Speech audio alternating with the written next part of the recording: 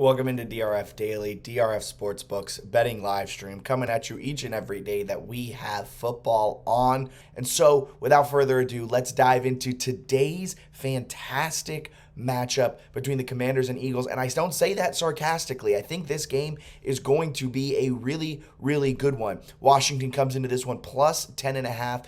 But since Taylor Heinicke has taken over in week 3 weeks ago, against the Green Bay Packers, Washington's gone 2-1 and arguably should have won against Minnesota last week. Minnesota had to come back from a double-digit deficit in the second half, and a couple wild plays ended up with the Vikings on the right side of that one.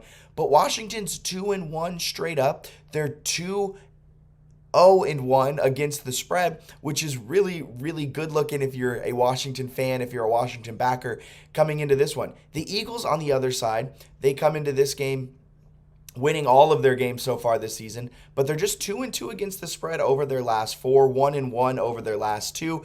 Couldn't cover the spread against Houston in primetime last week, and now here they are in primetime again. It's a game the Commanders are going to get up for, and as double-digit favorites, that doesn't mean a lot for the Eagles. Double-digit favorites this season are just 5-8 against the spread. The dogs have been able to cover. I believe dogs are just 2-0 though straight up, so you don't want to necessarily bet Washington to win this one outright.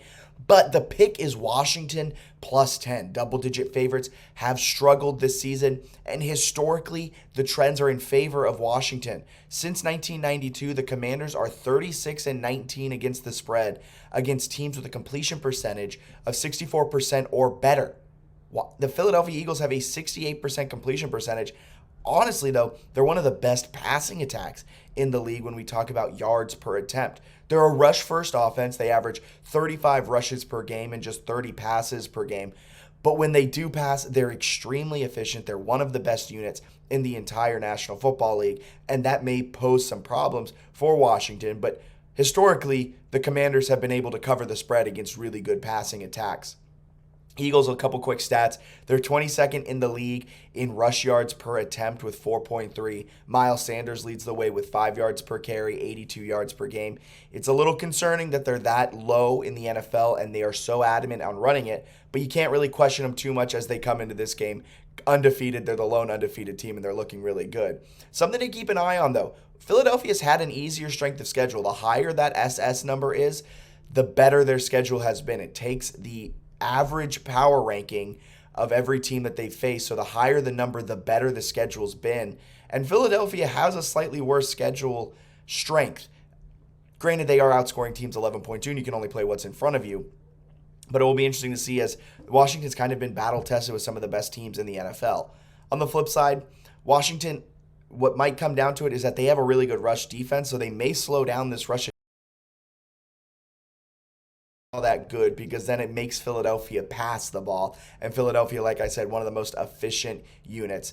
Washington allows 6.8 yards per attempt. That's 20th in the league, the bottom half.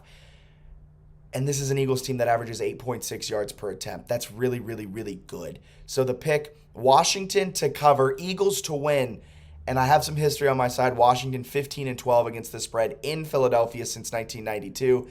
And they're 2-2 against the spread against each other since the start of 2020. I think Washington can go in, keep this one relatively close, and lose by not 11 or more. I think Washington has the manpower. They have the ability to go in. And since Taylor Heinicke's taken over, this team looks better. They're playing with a little bit more, resolve. They're playing with a little bit more grit. Every single, cliche you want to put in, they look better with Taylor Heinicke and compared to Carson Wentz. So I think the Commanders aren't a good football team, but they're good enough not to get blown out by a division rival. And it's always hard for division rivals to win the second game after winning the first one and not only win it, but also dominate in the second one. So I think Washington can cover this one. We have 2 player props we're targeting for tonight's game as well. Jalen Hurts, over under 240.5 pass yards. You can bet this line, and if you're in Iowa, you can bet the game line as well at drfsportsbook.com. We're Iowa's only local sportsbook, so you want to check that out. Jalen Hurts, his line is set at 240.5 pass yards at DRF Sportsbook. He's gone over that number 5 of the last 9 games. His career average against Washington is 231 yards, but when they played back in week 3, he had 340 yards, and that was his second best game in pass rating. And that just goes to show that Washington's secondary is not very good. Their front seven are pretty solid, but once you get into that back half of that defense, they have holes. They play like Swiss cheese. And that's why I think Jalen Hurts over 240.5 pass yards is 100% the play, because I think despite them being so adamant on running the ball, Hurts will probably be averaging around 9 to 10 yards per completion. So you're telling me he has to go 24 of 30, and I think he can against a bad Washington secondary. So give me Jalen Hurts over 240.5 pass yards. And then a really fun one that I think has extreme value is Terry McLaurin. Over at DRF Sportsbook, his over-under is set at 50.5 receiving yards. Since Terry McLaurin has come in 3 weeks ago, since Taylor Heinicke has come in, I was messing up my names there. Since Taylor Heinicke's come in 3 weeks ago, he has averages 5.3 catches per game for 80 yards, 8 targets, 15 yards per completion.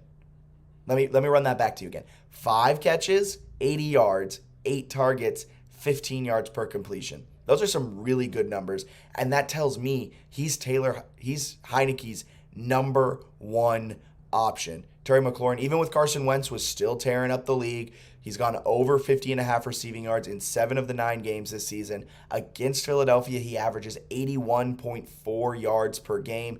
In week 3, when they played the Eagles, he had over 100 yards receiving. I will say it's going to be tough even to get that such a low number, and I think that's why this number is so low. The Eagles secondary is the second best unit in the entire league. They allow the second fewest yards per completion in the NFL, but he's going to get his looks. Terry McLaurin is going to get catches. He catches at a fantastic catch rate.